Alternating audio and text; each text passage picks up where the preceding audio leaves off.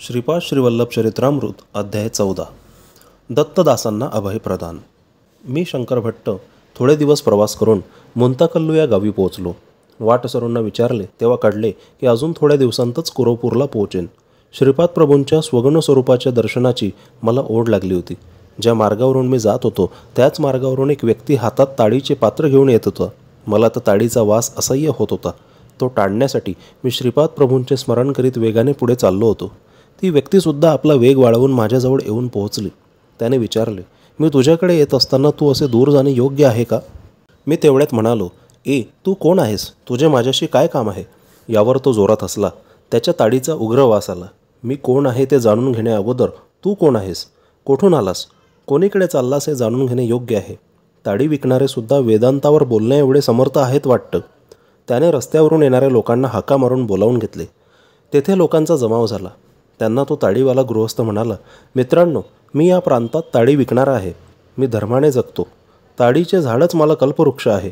मी झाडावर चढून ताडी आणि पर्यंत हा ब्राह्मण माझी वाट पाहत उभा होता. मी ब्राह्मण असून सुद्धा ताडी पिण्याची मला सवय आहे.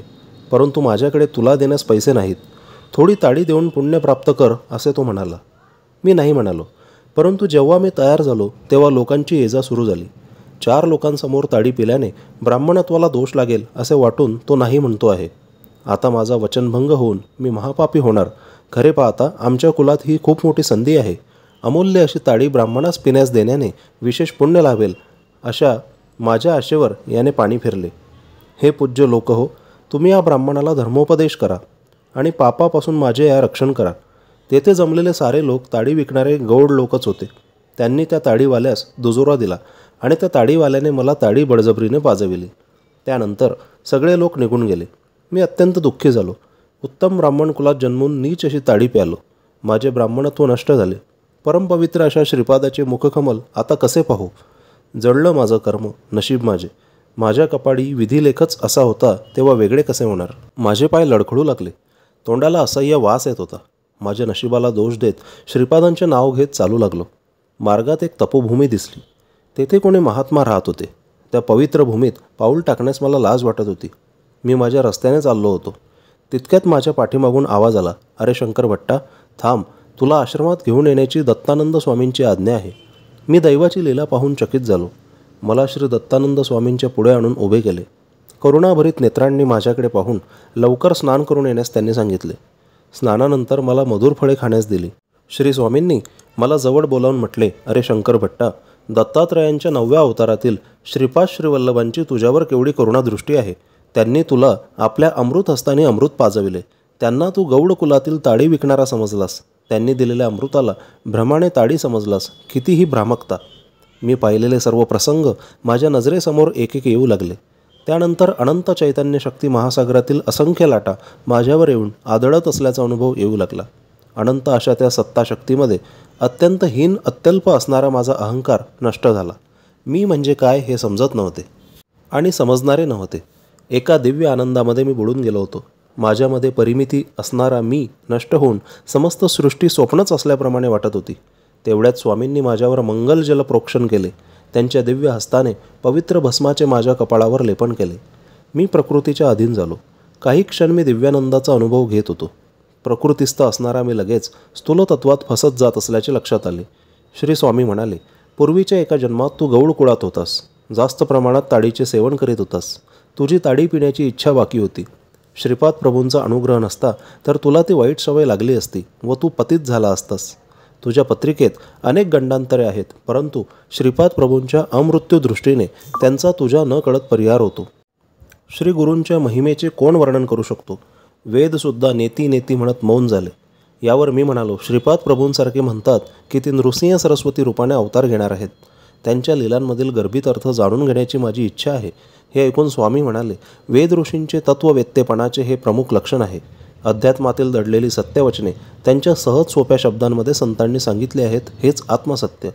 वस्तुतः कर्मकांडाला अनुसरून व्याख्या करताना आत्मसत्यालाच सत्य, यज्ञ, जल, अन्न असे वेगवेगळे संबोधन केले आहेत. अशा प्रकारांनीच सरस्वती शब्दाचे सुद्धा फार वैशिष्ट्य आहे. सरस्वती नदी अंतर्वाहिनी आहे. हिचे वर्णन करताना सत्यवाक्यांचा बोध करणारी, महार्णवाची माहिती समजावून देऊन आपल्याच चित्ताला प्रकाशित करणारी असल्याचे सांगितले आहे. श्री गुरु म्हणजे एकच, एक प्रबोध शक्ती, प्रबोधिनी प्रवाह. त्यांची सत्यवाणी आपल्या चित्ताला प्रकाशित करते, तसेच परमसत्य आणि अंतर्ज्ञान आपल्याला स्थिर करते. वेदातील यज्ञ हे अंतःप्रकृतीचे बाह्य प्रतीक आहे. यज्ञद्वारा मानव त्याचे जे स्वतःचे असते ते देवाला अर्पण करतो. त्याला प्रत्युपकारात प्रित्यर्थ देवता गोधन, अश्व देतात. गोधन म्हणजे तेजसंपदा, अश्व म्हणजे शक्तिसंपदा. याप्रमाणे देव आपणास तपशक्ती म्हणजेच प्रसाद देतात. वेदातील ज्ञान योग्य असणाऱ्यांनाच समजावे म्हणून अत्यंत गुप्त ठेवले आहे. औदुंबर वृक्षाला दिलेले वरदान. नृसिंह सरस्वतींच्या अवताराचे वैशिष्ट्य. श्री महाविष्णू हिरण्यकश्यपूचा संहार करण्यास औदुंबर वृक्षाच्या लाकडी खांबांतून नरसिंहाच्या रूपात प्रकट झाले. त्यांनी प्रल्हादाचे रक्षण केले आणि हिरण्यकश्यपूच्या वधानंतर त्याला राज्यावर बसविले. काही कालानंतर दुभंगलेल्या त्या खांबाला पालवी फुटू लागली आणि पुढे त्याचेच औदुंबराच्या वृक्षात रूपांतरण झाले.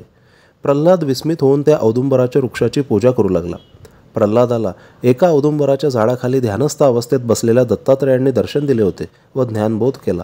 प्रल्हादास द्वैत सिद्धांताविषयी आसक्ती असल्याचे जाणून घेऊन श्री दत्तप्रभूंनी कलियुगात यतिवेश धारण करून दीनजनांचा उद्धार करशील असा आशीर्वाद दिला होता. परमपवित्र अशा औदुंबर वृक्षाने मनुष्याकृती धारण करून श्री दत्तांच्या चरणकमलांवर पडून मला सुद्धा वर द्या अशी प्रार्थना केली. तेव्हा श्री दत्तात्रेय म्हणाले, प्रत्येक औदुंबर वृक्षाच्या मुळाशी मी सूक्ष्म रूपात राहीन. तुझ्यामधून नरसिंहदेव प्रकट झाल्यामुळे कलियुगात मी नृसिंह सरस्वती नाव धारण करून अवतार धारण करीन असे माझे वचन आहे. स्वामींचे वक्तव्य ऐकून मी म्हटले, महाराज, श्री पिटिकापुरम येथे श्रीपाद प्रभूंचे दर्शन घेण्यासाठी आणि त्यांच्या बाललीला ऐकण्यासाठी मन सदैव लालचावलेले असते. श्रीपादांच्या अद्भुत लीला.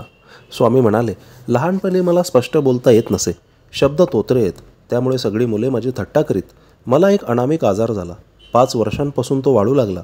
1 वर्ष लोटल्यावर 10 वर्षे उलटल्यासारखे झाले. मी 10 वर्षांचा झालो तेव्हा 50 वर्षांची लक्षणे दिसू लागली. त्यावेळी बापण्णारियुलू पिठिकापुरम येथे यज्ञ करीत होते. माझ्या वडिलांनी यज्ञासाठी मला नेले होते. त्यावेळी त्यांचे वय 6 वर्षांपेक्षा जास्त नव्हते. यज्ञासाठी लागणारे तूप जमा करून ठेवले होते. ते एका वयस्क ब्राह्मणाच्या स्वाधीन केले होते. तुपातील 1/3 भाग तो ब्राह्मण घरी लपवून ठेवून उरलेला 2/3 भाग यज्ञासाठी आणीत असे.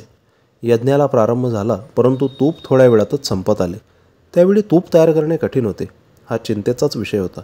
श्री बापण्णारियुलू श्रीपादांकडे हेतुपुरस्पर पाहिले तेव्हा श्रीपाद म्हणाले, काही चोर माझे धन अपहरण करण्याची योजना करीत आहेत, परंतु मी त्यांचे प्रयत्न सफल होऊ देणार नाही. योग्य वेळीच त्यांना शिक्षा देईन. त्यांच्या घरी पत्नीबरोबर श्री शनिदेवाने राहावे अशी आज्ञा करतो आहे. एवढे बोलणे झाल्यावर श्रीपादांनी त्या वृद्ध ब्राह्मणाला बोलावून ताडपत्रीवर असे लिहून दिले, आई गंगामाते, यज्ञाच्या निर्वाहनासाठी लागणारे धृत द्यावे. तुझी बाकी माझे आजोबा व्यंकटपय्या श्रेष्ठी देऊन टाकतील ही श्रीपाद वल्लभांची आज्ञा. हे पत्र त्यांनी श्रेष्ठींना दाखविले. त्यांनी ते मान्य केले. त्या वृद्ध ब्राह्मणाबरोबर 4 ब्राह्मण पादगया तीर्थावर गेले. ते पत्र तीर्थराजाला समर्पित केले आणि त्यांनी नेलेल्या पात्रात तीर्थाचे जल भरून घेतले. वेदमंत्र म्हणत ते जल यज्ञस्थळी आणले. ते जल आणत असतानाच सर्वांच्या समोर त्याचे शुद्ध तूप झाले. त्या घृतच्या आहुतींनी यज्ञाची सांगता झाली. सर्वजण आनंदित झाले. वचनाप्रमाणे श्रेष्ठींनी त्या पात्रात तूप भरून गयातीर्थास समर्पित केले. घृत ओतताना त्याचे पाणी झाले होते. माझ्या वडिलांनी माझी दुःस्थिती श्रीपादांना सांगितली. ते म्हणाले, थोडा वेळ थांबा, रोगाचे निवारण होईल. तोत्रेपणा काढून टाकीन. एक घर जडणार आहे, त्याचा मुहूर्त ठरवायचा आहे. प्रभूंची विधाने अनाकलनीय होती. तेवढ्यात तो वृद्ध ब्राह्मण आला. तूप चोरल्यामुळे काही हानी झाली का ते पाहण्यास आला. काही झाले तरी श्रीपादांच्या दर्शनाने चांगलेच घडेल असा त्याला दृढ विश्वास होता. श्रीपाद प्रभू त्यास म्हणाले, आजोबा, तुम्ही मुहूर्तशास्त्रात पारंगत आहात. एका घराला परशुराम प्रीती नष्ट करायची आहे, त्यासाठी योग्य मुहूर्त काढायचा आहे. तेव्हा तो वृद्ध ब्राह्मण म्हणाला, गृहनिर्माणासाठी, भूमिपूजनासाठी मुहूर्त असतात, परंतु गृहदाहाला मुहूर्त नसतात. श्रीपाद म्हणाले, चोरी करायला गृहदाहाला मुहूर्त कसे नसतात? तो वृद्ध ब्राह्मण म्हणाला, तसे मुहूर्त असल्याचे मी ऐकले नाही. श्रीपाद म्हणाले, आजोबा, किती शुभवार्ता सांगितलीत. परमपवित्र अशा यज्ञासाठी जमवलेले तूप एका धूर्ताने चोरून नेले. अग्निदेवाला भूक आवरली नाही. धर्मानुसार त्यांना मिळवायला हवे असलेले तूप न मिळाल्यामुळे ते घर जाळून आपली भूक भागवीत आहेत. अग्निदेवता आनंदाने उड्या मारीत आहेत. श्रीपाद प्रभूंचे बोलणे ऐकल्यावर त्या वृद्ध ब्राह्मणाचा चेहरा पडला. श्रीपाद म्हणाले, तुझे घर भस्मसात झाले. त्याचे थोडे भस्म घेऊन ये. श्रीपाद प्रभू अनुग्रह करून वरदान देतात, तसेच संतापाने नष्ट करतात हे ब्राह्मणास माहीत होते.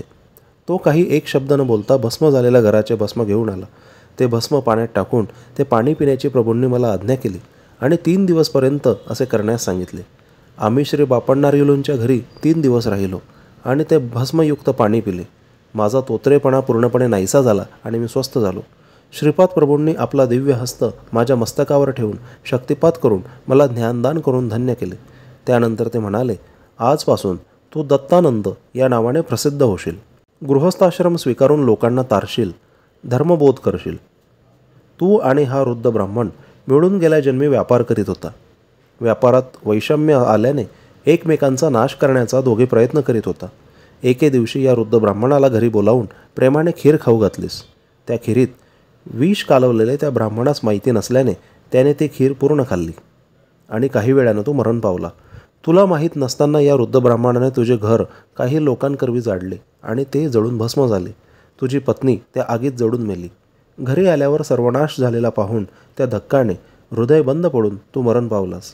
पूर्वजन्मात विषप्रयोग केल्यामुळे या जन्मी अशा विचित्र व्याधीस बळी पडलास.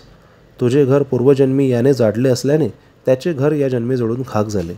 या लीलेने मी तुम्हा दोघांना तुमच्या कर्मबंधनांपासून मुक्त केले. श्रीपाद प्रभूंचा अनुग्रह प्राप्त करून मी माझ्या घरी परतलो. त्यांच्या कृपेने वेदशास्त्र संपन्न पंडित झालो. त्या वृद्ध ब्राह्मणास नरसिंहवर्मांनी नवीन घर बांधून दिले. श्रीपादांच्या कृपाप्रसादाने दोघांचा कर्मबंधनांचा विच्छेद होऊन दोघांचे भले झाले. श्रीपाद प्रभूंच्या लीला अत्यंत दिव्य व अगाध आहेत. दत्तानंद पुढे म्हणाले, अरे शंकर भट्टा, सर्व देवता तेजातून निर्माण झालेले आहेत. अदिती माता हीच सर्व देवांची माता आहे. देवताच मानवाच्या प्रवृत्तीला विकासाला कारक आहेत. देवता मानवाला तेज देतात. मानवाच्या आत्म्यावर दिव्य चैतन्य संपदेचा वर्षाव करतात. त्या सत्य पोषक असतात. तेच सत्य लोकाचे निर्माते आहेत. मानवाच्या संपूर्ण मोक्षाला अव्याज आनंदाला कारणीभूत होतात. ब्राह्मण भूलोकीच्या देवता. सर्व देवता मंत्रस्वरूप आहेत. हे विश्व देवाधीन आहे. अशा प्रकारे देवता मंत्राधीन आहेत. हे मंत्र सद्ब्राह्मणांच्या अधीन आहेत. म्हणून ब्राह्मण भूमीवर देवता समान आहेत. शब्द हा साधारणपणे पंचेंद्रियांनी ग्रहण करता येतो.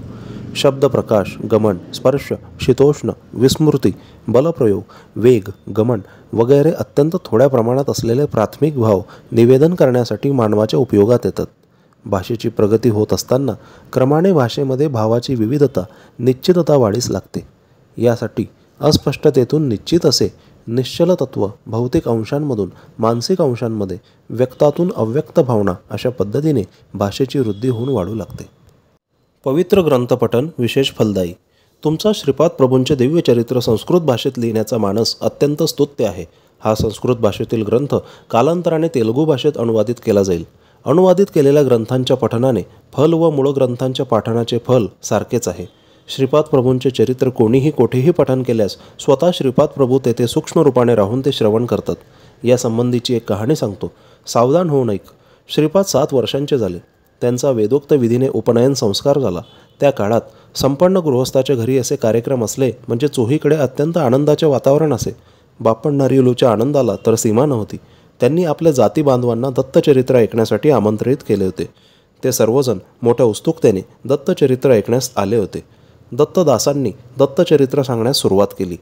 ते म्हणाले, पूर्वयुगात अनुसूया आणि अत्री महर्षी या परमपावन दाम्पत्याला एका पुत्ररत्नाची प्राप्ती झाली.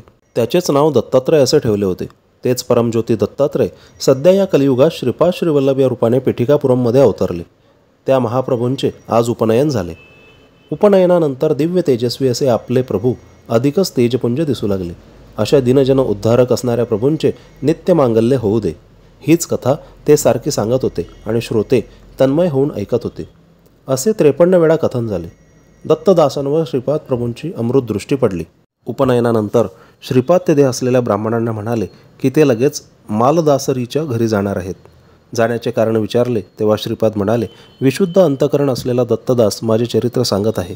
त्याने एकदा सांगितलेला कथाभाग एक अध्याय असे समजल्यास 53 अध्याय पूर्ण झाले आहेत. माझ्या चरित्रातील 53 अध्याय श्रद्धेने पूर्ण करणाऱ्याला देण्यासाठी असलेले सद्य फलित लगेच त्याला द्यायचे आहे. श्रीपाद प्रभूंच्या भक्त वात्सल्याला जातीकुलाचा भेद नाही. श्रीपाद प्रभूंना दत्तदासांकडे जाण्यासाठी ब्राह्मणांनी अनुमती दिली नाही. तेव्हा श्रीपाद क्रोधावेशाने म्हणाले, तुम्ही कोणालाही पंचम म्हणून नीच जातीच्या लोकांना वृज्जतेने दाबून टाकीत आहात. परंतु त्यांच्यावर माझा कृपाकटाक्ष जास्त असल्याने येणाऱ्या शताब्दींमध्ये ते उन्नत स्थितीत राहतील आणि तुमचे ब्राह्मणत्व, तुमचे अधिकार, त्यांची सेवकवृत्ती धारण करून धर्मभ्रष्ट कर्मभ्रष्ट होतील. माझे वचन म्हणजे काळ्या दगडावरील रेघ आहे. त्यातील एकही अक्षरात बदल होणार नाही. तुम्हा ब्राह्मणांमधील जे धर्मबद्ध होऊन दत्तभक्ती करतील, आपले जीवन व्यतीत करतील, त्यांची मी डोळ्यात तेल घालून रक्षा करीन. श्रीपादांच्या क्रोधावेशाला आईवडिलांनी शांत करण्याचा प्रयत्न केला. थोड्या वेळाने ते शांत झाले व त्यांनी मौन धारण केले. नेमके त्याच वेळी दत्तदासांच्या घरी श्रीपाद वल्लवांनी त्यांच्या दिव्य मंगल स्वरूपात दर्शन दिले. त्यांनी प्रेमभराने समर्पण केलेली मधुर फळे स्वीकारली. त्यांनी दिलेले दूध प्रेमाने घेतले.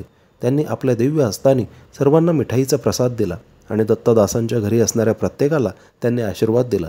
बाबा शंकरभट्टा, पाहिलेस का श्रीपाद प्रभूंचे प्रेम? ते भावनेनेच संतुष्ट होतात. त्यांना कुल, गोत्रासी, भौतिकातील परिस्थितीशी संबंध नसतो. दत्तप्रसाद अंत्यकुलातील व्यक्तीने जरी आपणास दिला तरी त्याचा भक्तिभावाने स्वीकार करावा. त्याच्याकडे दुर्लक्ष केले अथवा प्रसाद अस्वीकार केल्यास आपण कष्ट नष्टांना बळी पडतो. श्रीपादांची भक्तांना सांगितलेली 12 अभयवचने. माझ्या चरित्राचे पारायण होत असलेल्या प्रत्येक स्थळी मी सूक्ष्म रूपात असतो. मनो वा काय कर्मणा मला समर्पित असलेल्या साधकांचा मी डोळ्यात तेल घालून सांभाळ करतो. श्री पिटिकापुरममध्ये मी प्रतिदिन मध्यान्हकाळी भिक्षा स्वीकारतो. माझे येणे दैव रहस्य आहे. सतत माझे ध्यान करणाऱ्यांचे कर्म ते कितीही जन्मजन्मांतरीचे असले तरी मी ते भस्म करून टाकतो. अन्नासाठी तळमळणाऱ्यांना अन्न दिल्यास मी त्या दात्यास नक्कीच प्रसन्न होतो. मी श्रीपाद श्रीवल्लभ आहे. माझ्या भक्तांच्या घरी महालक्ष्मी तिच्या संपूर्ण कलेने प्रकाशित असते. तुमचे अंतःकरण शुद्ध असले तर माझा कटाक्ष सदैव तुमच्यावर असतो. तुम्ही ज्या देवता स्वरूपाची आराधना कराल, ज्या सद्गुरूंची उपासना कराल, ती मलाच प्राप्त होईल. तुम्ही केलेली प्रार्थना मलाच पोचते. माझा अनुग्रह, आशीर्वाद तुम्ही आराधिलेल्या देवतेच्या स्वरूपाद्वारे, तुमच्या सद्गुरूद्वारे तुम्हाला प्राप्त होतो. श्रीपाद श्रीवल्लभ म्हणजे केवळ नामरूपच नाही, सकल देवता स्वरूप समस्त शक्तीचे अंश मिळून माझे विराट स्वरूप अनुष्ठानाद्वारेच तुम्हाला समजू शकेल. श्रीपाद श्रीवल्लभ हा माझा संपूर्ण योग अवतार आहे. जे महायोगी, महासिद्ध पुरुष माझे नित्य ध्यान करतात ते माझेच अंश आहेत. तुम्ही माझी आराधना केली तर मी तुम्हाला धर्ममार्गाचा, कर्ममार्गाचा बोध देतो. तुम्ही पतित होऊ नये म्हणून सदैव मी तुमचे रक्षण करतो. श्रीपाद श्रीवल्लभांचा जय जयकार असो.